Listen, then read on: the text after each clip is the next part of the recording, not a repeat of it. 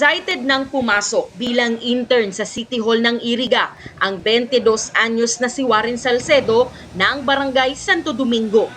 Isa siya sa mga nakasama sa first batch ng government internship program ng Department of Labor and Employment. Para po makatulong rin po sa amin and mayroon din po kami ma-experience. Para din po makatulong din sa family. Aside po, para hindi na po namin mahingi yung mga personal needs po namin ng mga youth sa magulang po namin. Excited and nervous. Nag-apply rin sa programa ang 27 anyos na si Rochelle Ramos. Yung salary ko po, pwede ko po siyang gawing tuition fee ko siya, tapos allowance ko na rin po at makatulong sa mga requirements ko sa school. Sana po, maging, saka may matutunan ako sa mangyayari sa work ko po.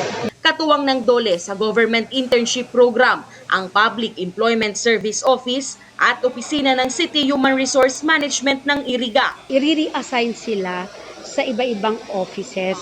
So they are 65 po kasi, so hindi naman sa isang, makakonfined lang sila sa isang office. So sila po, i-re-assign namin i-divide namin na ilan ba dito yung nag-request sa amin yung market, nag-request sa amin yung city planning, yung sa DSWD. So i-prorate namin na i-distribute po namin sa kanila and based doon sa educational qualification naman po nila. Para po, on their part, pagdating sa functions and yung magiging trabaho nila, they will find easier for them naman po. 3 months lang po ang sa idang trabaho, maximum of 6 months.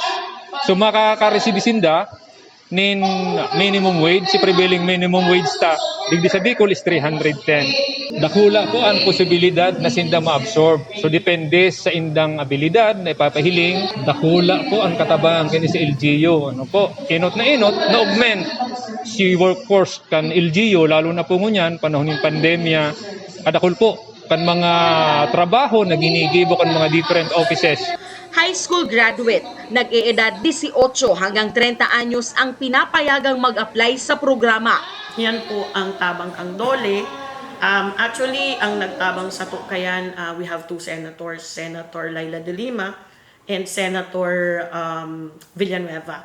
So pinadara po niya digdi itong amount na one person will receive 20,000 pesos for 3 months na matrabaho sinda sa City Hall. Samantala, nagpapatuloy rin ngayon ang iba pang programa ng PESO, katulong ang Technical Education and Skills Development Authority o TESDA upang matulungan ang bawat Irigenyo.